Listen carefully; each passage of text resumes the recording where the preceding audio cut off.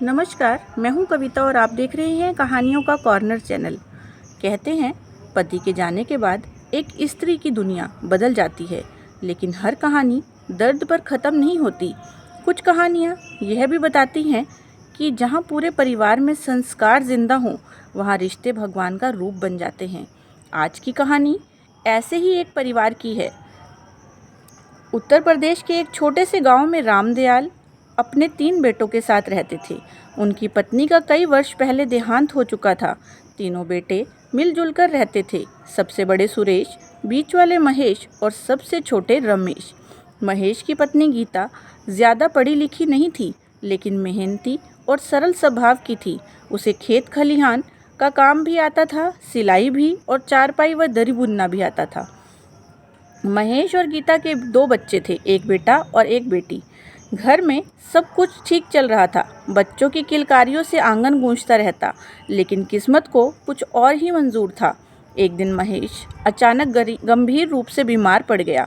इलाज बहुत कराया, लेकिन वह अपने पीछे पत्नी और 2 बच्चे को छोड़कर हमेशा के लिए चला गया। उस दिन घर का आंगन पहली बार बिल्कुल सूना लग रहा था।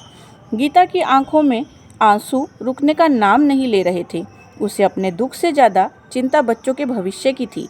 बूढ़े रामदयाल धीरे धीरे उसके पास आए। उन्होंने अपनी छोटी बहू के सिर पर स्नेह से हाथ रखा और धीमे स्वर में बोले, बहू, दुख बहुत बड़ा है, इसे कोई छोटा नहीं कर सकता, लेकिन इतना विश्वास रख, तो इस घर में अकेली नहीं है। जब तक इस आंगन में तेरे जेठ और देवर हैं, तब तक तेरे बच्चों का सिर कभी झुकने नहीं देंगे। उस दिन किसी ने बड़े बड़े वादे नहीं किए, लेकिन समय ने साबित कर दिया कि कुछ रिश्ते बोलते कम हैं, निभाते ज़्यादा हैं। दिन बीतने लगे।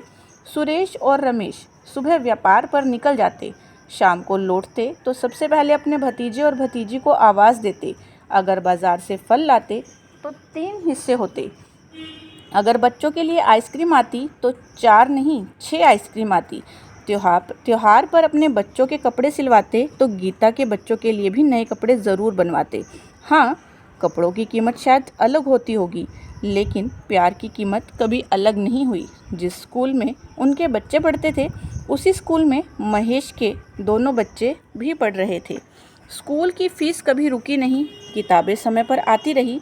गीता कई बार कहती, भैया अब इतना मत कीजिए, मैं धीरे धीरे कुछ काम कर लूँगी। सुरेश मुस्कुरा देते, बहू, घर के बच्चों के लिए खर्च गिना नहीं जाता।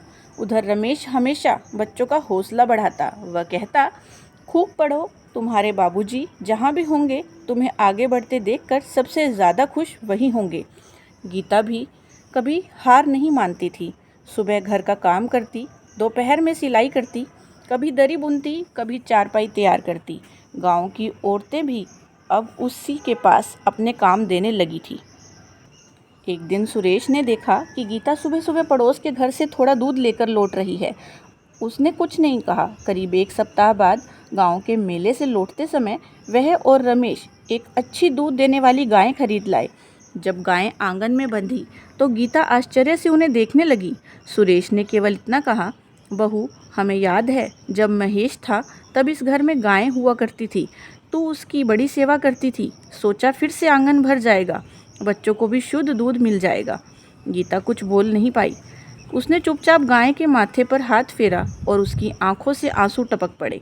उस दिन उसे लगा कि भगवान कभी कभी इंसानों के रूप में ही साथ खड़े हो जाते हैं। धीरे धीरे उसकी सिलाई और दूध बेचने से भी कुछ आमदनी होने लगी। अब वह बच्चों की छोटी छोटी ज़रूरतें अपने दम पर पूरी करने लगी। समय अपनी रफ्तार से चलता रहा। देखते ही देखते दोनों बच्चे पढ़ लिख कर अपने पैरों पर खड़े हो गए। बेटे को अच्छी नौकरी मिल गई, बेटी ने भी पढ़ाई पूरी की और सम्मान के साथ उसका विवाह हो गया। उधर सुरेश और रमेश के बच्चों में के भी घर बस गए।